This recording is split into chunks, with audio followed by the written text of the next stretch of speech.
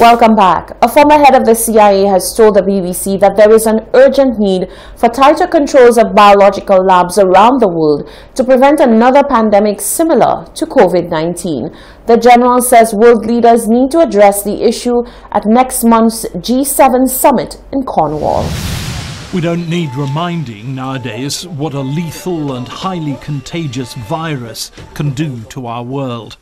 Within weeks of its appearance in the Chinese city of Wuhan, COVID-19 had spread to almost everywhere on Earth. COVID and other dangerous viruses are studied here at Porton Down, Britain's top-secret centre for biological and chemical research. There are 50 or so top-level labs like this around the world, all of them tightly controlled. But there's another lesser category of scientific laboratories right around the world which also deal with dangerous pathogens and diseases. There are literally thousands of them, so many that the international agencies simply can't keep a proper eye on them. It's just putting it in here. Hamish de Breton Gordon is one of the top international experts on chemical and biological warfare. I met him in northern Iraq several years ago. He stresses that most of the world's unregulated biological laboratories are probably above board. But unfortunately, there are people who want to do us harm out there. And at the moment, I think these laboratories are a bit of an open goal. And COVID, the pandemic, has really been a sort of neon advert to every, terrorist, despot, rogue state and bad actor, that this is something that they could use to really create the terror they desire. General David Petraeus, who was the commander of US forces in Iraq and then a head of the CIA, he believes strongly that the G7 should press for greater international control over the world's biological laboratories. Virtually any American president would want to support an initiative like this. This is certainly something that the G7 could discuss in their upcoming summit meeting. The leaders of the world would have to take this forward.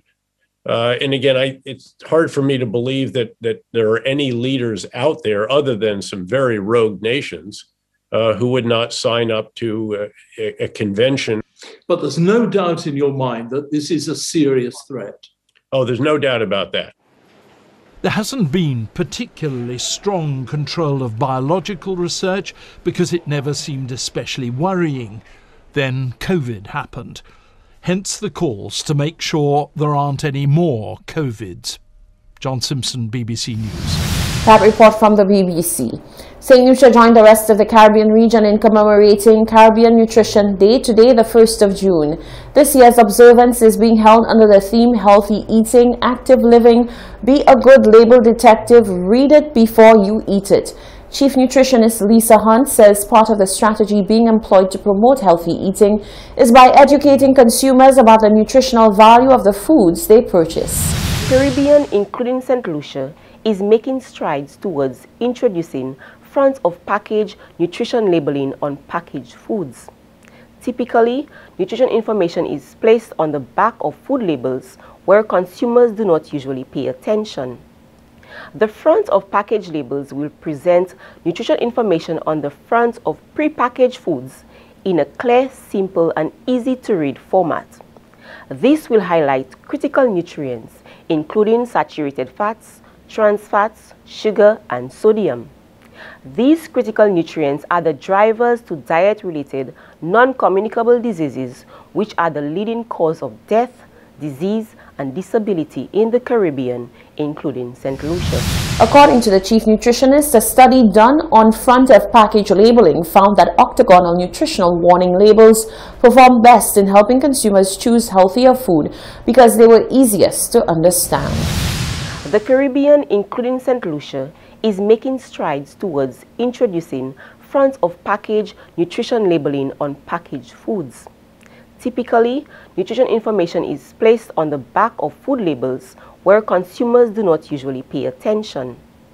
The front of package labels will present nutrition information on the front of pre-packaged foods in a clear, simple and easy to read format. This will highlight critical nutrients, including saturated fats, trans fats, sugar and sodium. These critical nutrients are the drivers to diet-related non-communicable diseases, which are the leading cause of death, disease and disability in the Caribbean, including St. Lucia. That was Chief Nutritionist Lisa Hunt.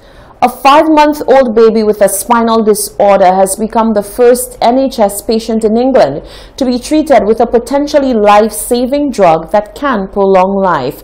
The drug is the world's most expensive medicine at a whopping cost of $2.5 million. A 5-month-old boy from London has become one of the first children to be treated with a groundbreaking new gene therapy drug after it was made available on the National Health Service in England. At a cost of $2.5 million per patient, Zolgensma is the world's most expensive drug and can increase the life expectancy by several years. Our medical editor Fergus Walsh explains. This is the world's most expensive medicine. The list price of Zolgensma is almost £1.8 million, though the NHS has negotiated a confidential discount which will enable dozens of affected infants to be treated each year. 5-month-old Arthur is one of the first to benefit. He has spinal muscular atrophy, SMA, a genetic condition which causes progressive muscle weakness. Without treatment, those affected rarely live beyond the age of 2. Arthur is unable to lift his head and struggles to move his arms and legs. But this single infusion should prevent further loss of nerve cells. It's been a massive ups and downs, but being able to now have the treatment is just going to be a game changer for us and give Arthur the best possible life he could have. Around 1 in every 10,000 babies is born with spinal muscular atrophy. What is remarkable is this one-off treatment may permanently stop any further decline in Arthur's muscle function. So how does Zolgensma work? It contains a healthy copy of a missing or faulty gene called SMN1. This is inserted into a harmless virus. In the body, the virus delivers the replacement gene into the nucleus of motor neuron cells. This is essential to prevent those cells from gradually dying. The now healthy motor neuron cells start producing the missing SMN protein, which is vital for muscle function. How's Arthur? Evelina Children's Hospital in London is one of a handful of centres in the UK which will offer this groundbreaking gene therapy. 20 years ago, a baby born with the severe form of SMA would have a very shortened life expectancy. We can now offer treatment that can really alter the outlook for these children. Some other infants treated with Zolgensma have seen their condition not just stabilise but improve. Arthur's parents say they know it's not a cure and they're simply delighted that he's been treated. Fergus Walsh, BBC News. Stay with us, the latest weather forecast is next.